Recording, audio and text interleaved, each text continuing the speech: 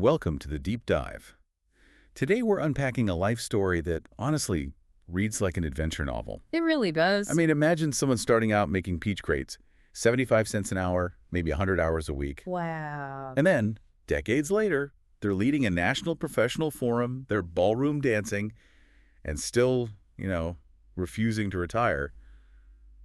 It's quite the journey. Yeah, and what strikes me isn't just the success, but the way they got there. It's not a straight line at all. It's pure adaptability, isn't it? Totally. Responding to whatever life threw at them.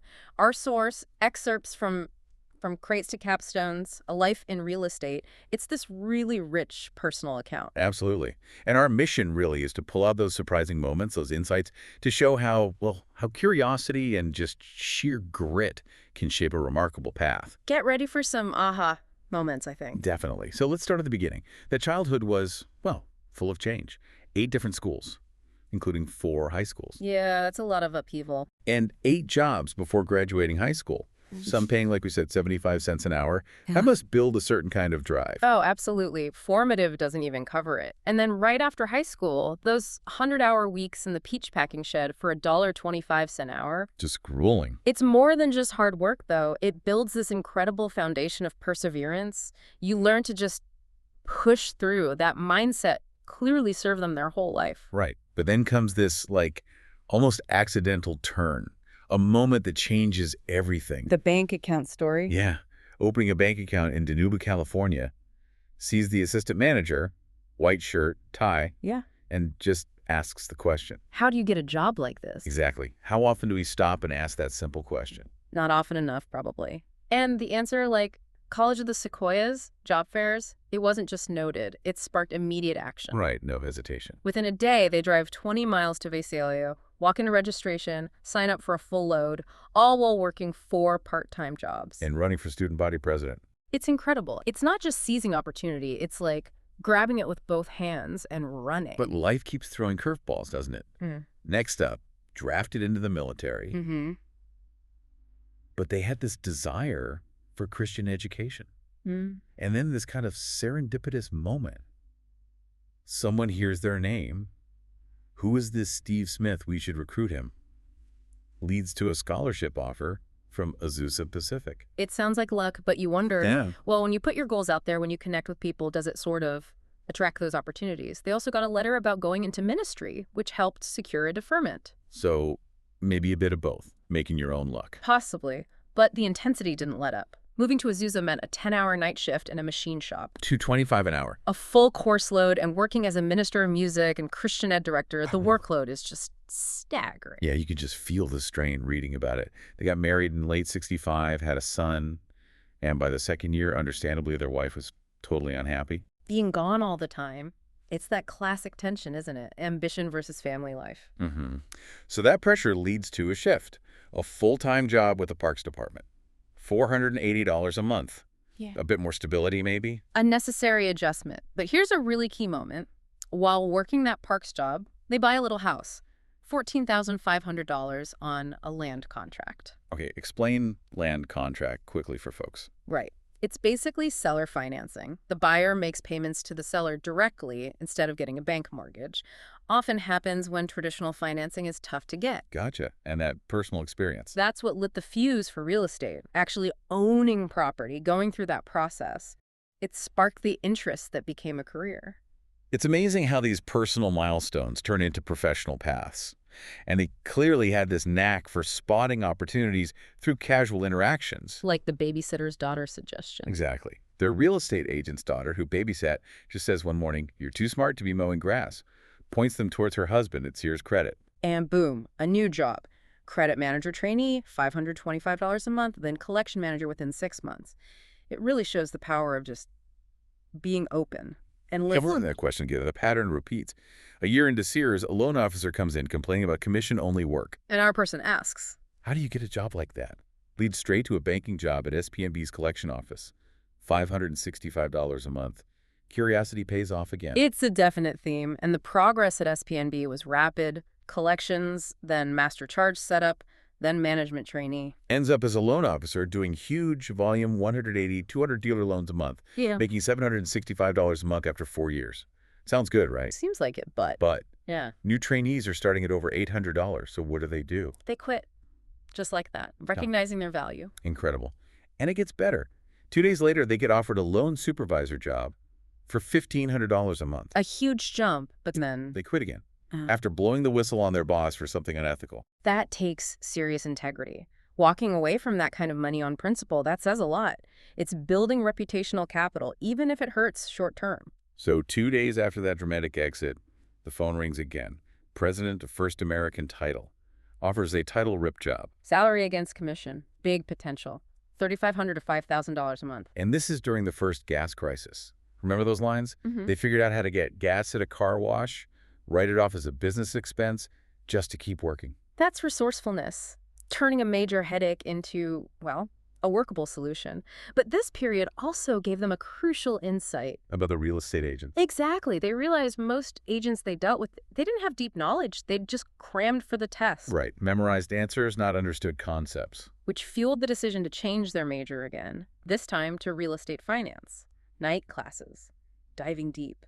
They saw a knowledge gap and decided to fill it, starting with themselves. So smart. And that led to getting their own license, becoming a sales manager, even buying a Century 21 franchise with partners. Seemed like the logical path. It did, but by spring of '76, another realization hit. What was that? They really did not like managing people, especially commissioned agents. Another pivot. It's so important to figure out what you don't like to. Absolutely crucial. So they find appraisal, starts over again as a trainee, $800 a month, mostly self-taught. But clearly good at it. Within 2 years of going independent, they've got an office with, 15 staff? 6 full-time, 6 part-time appraisers, 3 clericals, doing 400, 500 reports a month. Yeah. They were, as they put it, chopping tall cotton. Making good money, things are humming along. They were definitely in the money. But then, October 6th, 1979. Uh-oh. The ground shifts. What happened? Paul Volcker at the Fed slams on the brakes to fight inflation. Discount rate goes way up. Prime hits 21%. 21%. Mortgage rates shoot up to 18%. For appraisers, the work just evaporates. Their volume crashed from hundreds a month down to maybe 25. Devastating. An existential threat, really. How do you even react? Well, the bank calls, demands a 10% principal reduction on their business loan, which was impossible at that point. So what did they say? This is legendary. It basically told the bank, we are in a major recession. If you want the keys to my office, I'll mail them to you, but I cannot pay that. Wow, gutsy. Incredibly gutsy. And the bank backed down. Took over 2 years to pay it off, but they survived by standing their ground. Amazing resilience. So how did they recover the business after that crash? Specialization. They pivoted again, focusing exclusively on the luxury market. Beverly Hills, Bel Air, Malibu, those areas. The high end. Less sensitive to interest rate hikes. Exactly. And they built this reputation for meticulous, detailed work, verifying everything, adjusting for concessions, motivations, personal property, really digging into the why behind the price. So while the broader market was suffering, their luxury niche actually grew through the recession of 79 to 83, making 6 figures in just 5 zip codes. It's a masterclass in finding a profitable niche when the mainstream is struggling. that reputation then leads to giving talks, right, on quality control, fraud prevention. Yes, by 84, they're recognized as an expert, which leads to that call from a major bank in Boston. The Four Seasons interview. This sounds like something out of a movie. It really does. Check into the hotel, meet the head underwriter and head of mortgage banking in the bar at 4 p.m. Planter's punch involved, apparently. Actually. And then the direct question, what's it going to take for you to come work for us? And the negotiation. Just brilliant. Masterful. First, I have a business. Response. You can keep it. Then, how about 32 hours a week? Accepted. And the salary? Just names the biggest number they can think of. X $100,000. Accepted on the spot. Why were they so desperate, do you think? This was right after the S&L crisis. Banks were failing partly because of inflated real estate appraisals. They desperately needed someone with proven integrity and skill to clean things up. So the task was huge. Find 2 ethical, skilled appraisers in 50 metro areas across 32 states. of biblical dimensions, as they called it. They tackled it by creating a mandatory seminar for every single appraiser the bank used or wanted to use. What was the key to that seminar's success? It wasn't just rules, it focused on the ethics, on identifying and stopping the ways appraisals were being manipulated, like lenders pressuring for higher values. It was about changing the culture. And the results? Huge. A massive $1,000 bonus after the first year. The boss basically said, I don't know what you do, but you've taken the board's pressure off my shoulders. Proof that specialized ethical expertise is incredibly valuable, especially in a crisis. They stayed 4 years. Right. But even after leaving the bank, the learning didn't stop. Far from it. The degree saga. Exactly. New professional designations required a 4-year degree. They had over 400 quarter units scattered across different colleges and majors over the years. So they had to piece it all together. Yep. Finally got a BS in real estate finance. It shows incredible persistence going back to finish that decades later. And it didn't stop there. Earned the SRA and MAI designations top appraisal certifications. Wrote 2 theses in weeks. Then a master's in real estate appraisal, and the research they did for that. On criminal liability and fraud rings, driven purely by curiosity, spending hours in the library. And look what came out of it. The research paper gets published by the Appraisal Institute. Turns into a continuing ed seminar. And generates residuals. $1,500 each time they taught it, $7.50 per student every time anyone taught it. The MS degree basically paid for itself. That's turning knowledge into a self-sustaining asset. Just brilliant. And they're still not done. Refuses to retire, compares themselves to Clint Eastwood or Paul McCartney. Still working, still mentoring. Tell us about the mentoring. Ben Castro and Carson Leonard.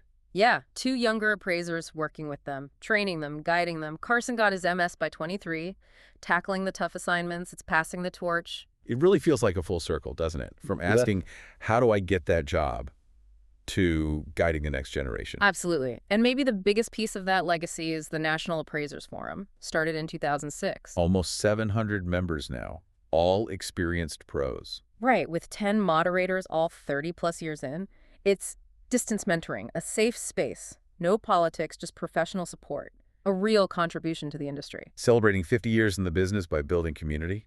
Incredible. And it's not all work. Right. The dancing, learned ballroom swing rhythm in 2015, attends regular dances. Shows that adaptability extends beyond work, embracing new joys later in life. And the charming twist at the end, getting married again after swearing it off, to Carmen, a competitive bodybuilder. The reason is priceless, isn't it? When I'm old and feeble, she can pick me up. And she cracks their back, saves on chiropractor bills. It's just a wonderfully human end to this part of the story. It really is. Wow. Okay, stepping back from this incredible deep dive, from peach crates to, well, capstones, leading forums, dancing, it's just packed with lessons. Definitely. That radical responsiveness, the curiosity, the resilience, it proves a career isn't predetermined. It's built through pivots, learning, and tackling those puzzles. And integrity really stands out, too.